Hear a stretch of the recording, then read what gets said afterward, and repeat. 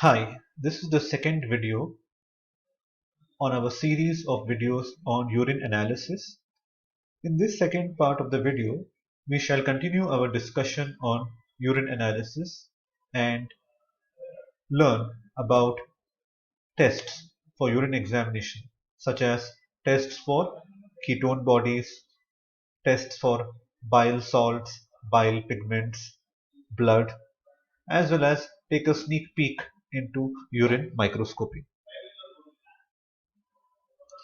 So coming to ketone bodies in urine, ketones are intermediate product of fat metabolism. There are three main ketone bodies. Beta hydroxybutyric acid, which is the bulk, accounting for 78%, diacetoacetic acid, which is 20%, and acetone, which is 2%. Normally, up to 2 milligram per deciliter is seen in the urine. What are the causes of increased ketones in urine? It could be diabetic and non-diabetic causes. In diabetic, we have type 1 and 2 ketoacidosis. In diabetic ketoacidosis, what you find is presence of sugar and ketone bodies. Then what are the non-diabetic causes? It could be febrile disease, prolonged fasting, toxic state, hyperemia of pregnancy, cold exposure, severe exercise.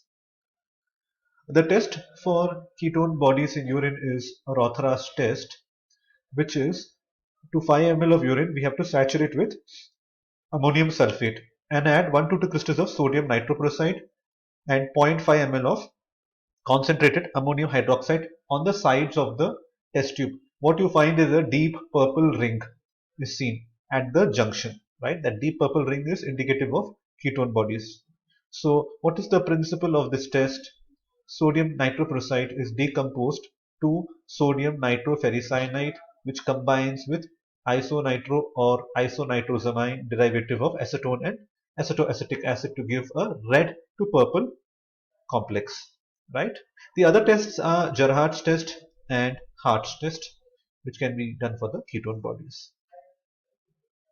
But normally in the lab we use a dipstick. So dipstick is very versatile. It will have small wells impregnated with certain chemicals, and with that we can diagnose the conditions very easily just by dipping and waiting for 15 seconds. So the principle is acetoacetic acid reacts with nitroprusside to give a colored complex, which is red at 40 seconds, and you find this color change happening.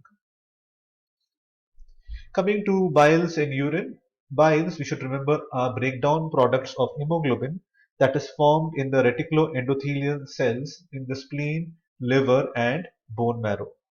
So conjugated bilirubin is water soluble and passes through the glomerular basement membrane. Urobilinogen is formed by the action of bacteria on conjugated bilirubin in the bowel, and conjugated bilirubin on standing gets converted to free bilirubin and then biliverdin, which gives no reaction. So normally about 0.02 mg per dl is present. The causes of bile in urine are obviously jaundice, so obstruction to the bile outflow, and in hepatocellular diseases.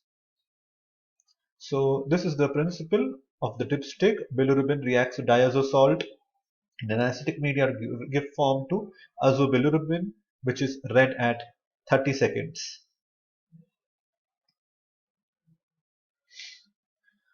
Coming to Fauchett's test. So Fauchett's test is the test for bilirubin. Bilirubin, when absorbed onto barium sulfate and then treated with Fauchett's reagent, which is ferric chloride and trichloroacetic acid, gives a greenish blue color. So to 10 ml of urine, add 2.5 ml of barium chloride, mix and filter, unfold and spread the filtrate on a dry paper, add 1 drop of Fauchett's reagent. A greenish blue color indicates the presence of bilirubin. The other tests you have are the foam test, Gmelin test and diazo test. What are bile salts? So bile salts are sodium salts of taurocholic and glycocholic acid, which assist in the emulsification and absorption of lipids. Their presence in urine indicates obstruction. So which are the tests for bile salt? We have Hayes test. Bile salt reduces the surface tension so that sulfur particles can sink to the bottom of the test tube. So procedure: take 5 ml of the given sample of urine, sprinkle a pinch of finely divided flowers of sulfur onto the surface. If sulfur sinks, it indicates the presence of bile salts. Coming to urobilinogen in urine, normally 0.5 to 2.5 mg per 24 hours is normally seen. What are the causes of increased urobilinogen? We have viral hepatitis, drugs, congestive cardiac failure, hemolysis, cirrhosis, cholangitis with obstruction. What is Ehrlich's aldehyde test? The principle: Ehrlich's reagent para-dimethylamino-benzaldehyde in concentrated HCl reacts with urobilinogen to form a pink to red colored aldehyde complex. Coming to blood in urine, what is hematuria? Hematuria is the presence of increased red cells in urine. Hemoglobinuria is the presence of free hemoglobin in urine.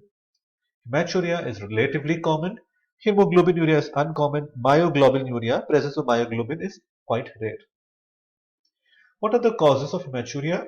Acute glomerulonephritis, nephrolithiasis, which is stones in the kidney, malignant nephrosclerosis, polycystic kidney, infarction of kidney, TB kidney, renal cell carcinoma, and renal trauma. Lesions in the urinary tract, ureteritis, uretrolithiasis, stones in the ureter, cystitis, stone in the bladder, bilharziasis, and neoplasms. And due to general disorders like purpura, scurvy, and hemophilia. This is the principle of the dipstick. Hydrogen peroxide reacts with the chromogen in presence of heme to give oxidized chromogen, right? And it gives a color change, which is very green if it is strongly positive. Coming to Benzetin test. Benzetin test is the test for presence of blood in urine. So heme acts like a peroxidase enzyme, oxidizes hydrogen peroxide and releases nascent oxygen, which is highly reactive, and in turn oxidizes benzetin to a blue colored compound called quinhydrone. What is the procedure? To 2 ml of glacial acetic acid, add a pinch of benzetin powder, mix thoroughly, add 2 ml of given sample of urine to 1 ml of H2O2.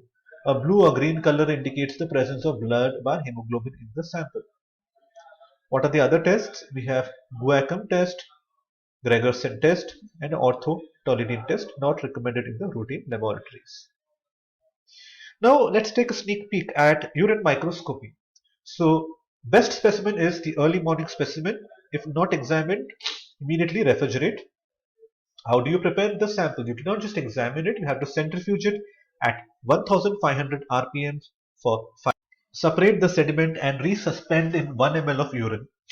Transfer 1 drop to glass line and use the low power first and then the high power. Precautions: examine fresh specimen. It must be mixed well. Cover slip is must without air bubbles, and condenser is lowered and light cut down. So we have different type of microscopes. Ordinarily we use the light microscope. We can use the phase contrast microscope as well as the polarized microscope for special requirements. So urinary sediments are divided into unorganized crystals and organized. In unorganized crystals we have acidic, alkaline, and abnormal. In organized we have cast, cells, and miscellaneous. Uric acid crystals, they are the most common, diamond or rhombic shaped, sometimes in rosettes, usually stained with urinary pigment, so yellow or red brown in color.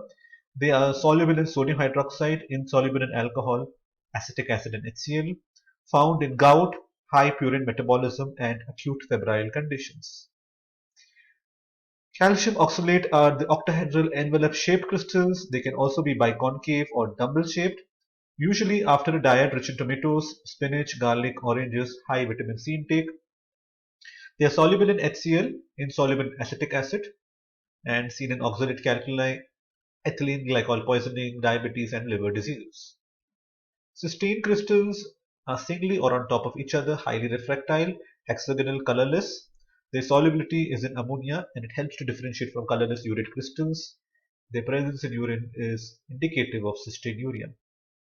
Tyrosine crystals are highly refractile, occurring in sheaves or clusters.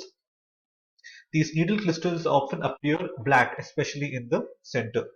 Right? This is the sheaves appearance, and they're soluble in ammonium hydroxide and HCl, but insoluble in acetic acid, seen in severe liver disease and tyrosinosis. The leucine crystals, and these are oily, highly refractile yellow or brown spheroids with radial and concentric striations. Clinically, they are significant and they are seen in maple syrup urine disease, serious liver diseases like terminal cirrhosis and viral hepatitis. Cholesterol crystals have that notched appearance, and they can be seen in nephritic and nephrotic conditions, chyluria, and they indicate excessive tissue breakdown. This is the notch.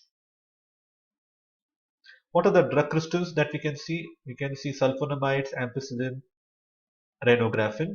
One word of advice: if you find a crystal which you cannot actually place, the best thing is to ask the patient for history of any medicines or drug. Usually they tend to be the drug crystals. So before giving out the rare crystals on your report, always correlate with the clinical history.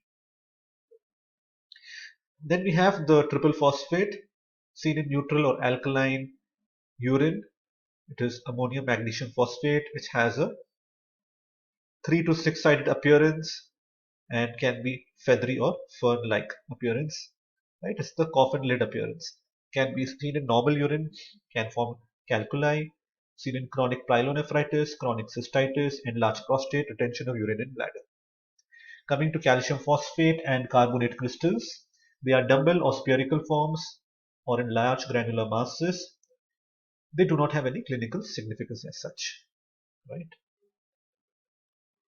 Then you have the thorn apple appearance of ammonium biurate crystals and amorphous phosphate, which are very classically seen.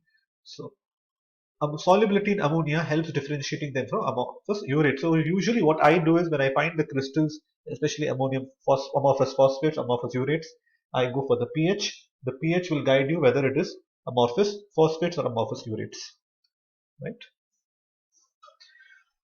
Apart from the crystals, we can also find very commonly erythrocytes and RBCs, right?